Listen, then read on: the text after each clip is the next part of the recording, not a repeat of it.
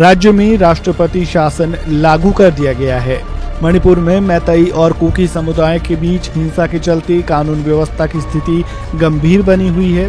लेकिन अब राष्ट्रपति शासन लागू हो गया और माना यह जा रहा है कि अब इस तरीके के हालात में राष्ट्रपति शासन लागू करके एक जलते हुए मणिपुर में फिर से शांति बहाली की नए सिरे से कोशिश होगी।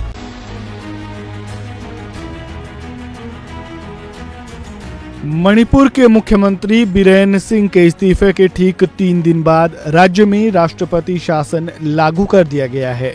मणिपुर में मैतेई और कुकी समुदाय के बीच हिंसा के चलते कानून व्यवस्था की स्थिति गंभीर बनी हुई है। बीते रविवार को बीरेन सिंह ने राज्यपाल अजय कुमार भल्ला से मुलाकात कर मुख्यमंत्री के पद से इस्तीफा दे दिया था। इसके बाद से ही नए मुख्यमंत्री के नाम पर मुहर लगाने के लिए बीजेपी नेताओं के बैठकों का दौर शुरू हो गया था। मणिपुर प्रभारी संबित पात्रा बीजेपी के दिग्गज नेताओं के साथ मीटिंग कर रहे थे। हालांकि अब सूबे में राष्ट्रपति शासन लागू कर दिया गया है। बीजेपी के सामने अब सबसे बड़ी चुनौती ये है कि नया मुख्यमंत्री ऐसा हो जो मैतेई और कुकी दोनों समुदायों को साथ लेकर चल सके, साथ ही बीरेन सिंह और सत्यव्रत सिंह गुटों को भी स्वीकार्य हो। समस्त को प्रभु जीशुख्रीष्ट नाम मोर आंतरिक नमस्कार। प्रिय बंधुगण, राष्ट्रपति शासन आपण केबे सुनिचंती? राष्ट्रपति शासन आपण मुख्यमंत्री शासन विषय शुणिथिबे, प्रधानमंत्री शासन आउ अधिक देशर शासन एवं मु मध्य आशा करे आपण राष्ट्रपति शासन विषय आपण शुणिथिबे, आपण जानिथिबे मध्य। किंतु तथापि मुझे एक्सप्लेन करने चाहूँगी राष्ट्रपति शासन केतेबेले राष्ट्रपति शासन लागू हुए। राष्ट्रपति शासन सेतेबेले लागू हुए आउ जेतेबेले कौन हुए ना, गोटे राज्य को जेतेबेले केही मध्य नियंत्रण करि पारंती नै, एपरिकी मुख्यमंत्री मध्य, सेतेबेले राष्ट्रपति कौन करती से राज्यर संपूर्ण शासन को निज हाथ को नियंती एवं जेतेबेले राष्ट्रपति शासन लागू हुए सेतेबेले विरोधी मानकर हृद स्पंदन आरंभ हुए, माने समानकर छाती धक धक हुए। कारण राष्ट्रपति शासन विरोधी मान निमंते काल अटे। मुझे समस्त विषय मु कहीं कहूँ कारण आपण जानिथिबे मणिपुर विषय रे।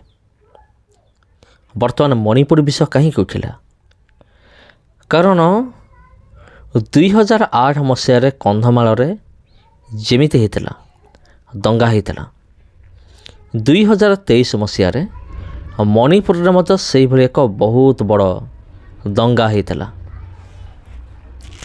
आउ एई जो दंगा है मणिपुर भायोलेंस हिंसा रे बहुत ख्रीष्टान भाई भौणी माने समानकर जीवन को हरैले, अनेक पास्टर माने पालक माने समानकर जीवन को हरैले, समानकर परिवार को हरैले। भाई भौणी को हरैदेला, भौणी भाई को हरैला।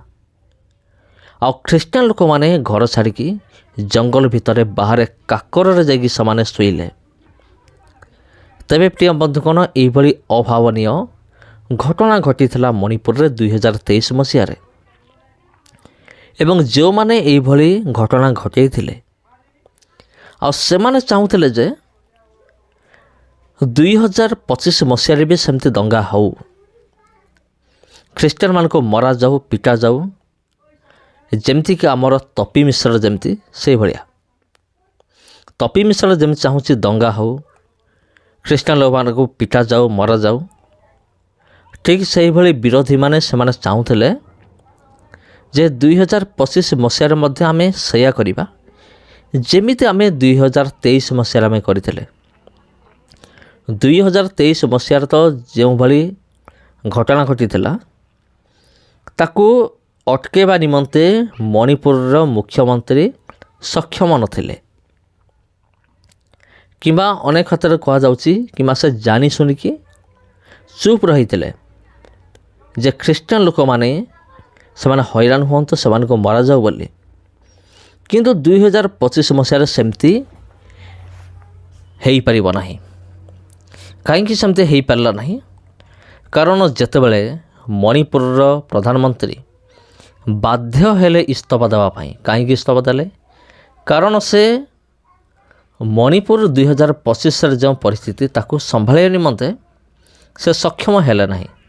ସେଥି ନିମନ୍ତେ ସେ ଇସ୍ତଫା ଦେଲେ। ଇସ୍ତଫା ଦେଲା ପରେ ପ୍ରାୟ 3 ଦିନ ପରେ ସେଠି ରାଷ୍ଟ୍ରପତି ଶାସନ ଲାଗୁ କରାଯାଇଛି। ବର୍ତ୍ତମାନ ସେଠି କିଏ ଶାସନ କରିବେ? ରାଷ୍ଟ୍ରପତି ଡାଇରେକ୍ଟ ଶାସନ କରିବେ। ଆଉ ବିରୋଧୀମାନଙ୍କୁ ଏକ ମୁହଁ ତୋଡ଼ ଜବାବ ମିଳିବ। ଆଉ ରାଷ୍ଟ୍ରପତି ଶାସନ ଯେତେବେଳେ ଲାଗୁ ହୁଏ ସେତେବେଳେ ବିରୋଧୀମାନେ ଭୟରେ ଥରହର ହୁଅନ୍ତି, ସେମାନେ ଥରନ୍ତି। ଆଉ ସେମାନଙ୍କ ଆଶା ମରିଯାଏ, ବା ସେମାନେ ଯେଉଁ ଭାବିଥାନ୍ତି ଯେ ଆମେ ଦଙ୍ଗା କରିଦେବୁ, ଚର୍ଚ୍ଚକୁ ଜଳେଇଦେବୁ, କି ଲୋକମାନଙ୍କ ଘରକୁ ବର୍ବାଦ କରିଦେବୁ, ଭାଙ୍ଗିଦେବୁ। ଏ ସମସ୍ତ ବିଷୟ ଯେତେବେଳେ ସେମାନେ ଭାବନ୍ତି ଆମେ କରିବୁ ବୋଲି, ଯେତେବେଳେ ରାଷ୍ଟ୍ରପତି ଶାସନ ଲାଗୁ ହୋଇଯାଏ ସେ ସମସ୍ତ ବିଷୟ ସେମାନେ କରିବା ନିମନ୍ତେ ସକ୍ଷମ ହୋଇପାରନ୍ତି ନାହିଁ। ଆଉ ତେବେ ବନ୍ଧୁଗଣ, ବାକ୍ୟରେ ଲେଖା ହେଉଛି ଆମମାନଙ୍କର ଯୁଦ୍ଧ ତ ରକ୍ତ ମାଂସର ନୁହେଁ, ଆମର ଯୁଦ୍ଧ ହେଉଛି ଆକାଶମଣ୍ଡଳର ଦୁଷ୍ଟ ଆତ୍ମାମାନଙ୍କ ବିରୁଦ୍ଧରେ ଆମମାନଙ୍କ ଯୁଦ୍ଧ, ପ୍ରାର୍ଥନାର ଯୁଦ୍ଧ। କିନ୍ତୁ ଯଦି ଆମେମାନେ ଜାଗତିକ ହିସାବରେ ଦେଖିବା, ପାରିବାରିକ କିମ୍ବା ସାଂସାରିକ ହିସାବରେ ଦେଖିବା, ତେବେ ମଣିପୁରରେ ଯାହା ବି କିଛି ହେଇଅଛି, ରାଷ୍ଟ୍ରପତି ଶାସନ ଯେଉଁ ଲାଗୁ ହୋଇଛି ସେଇଟା ମଧ୍ୟ ଠିକ୍ ଅଟେ, ଏଇଟା ଭୁଲ ନୁହେଁ। କାରଣ ଆମେମାନେ ପ୍ରଭୁଙ୍କୁ ବିଶ୍ୱାସ କରୁଛୁ, ସେଇଟା ତ ଠିକ୍ ଅଛି। କିନ୍ତୁ ଦୁନିଆରେ ଯାହା ବି କିଛି ନିୟମ ରହିଅଛି ତା ସହିତ ଆମେ ବି ପରିଚିତ ଅଟୁ। ତାକୁ ମଧ୍ୟ ଆମେମାନେ ଫଲୋ କରିବା ଦରକାର, ତାକୁ ଅନୁସରଣ କରିବା ଦରକାର।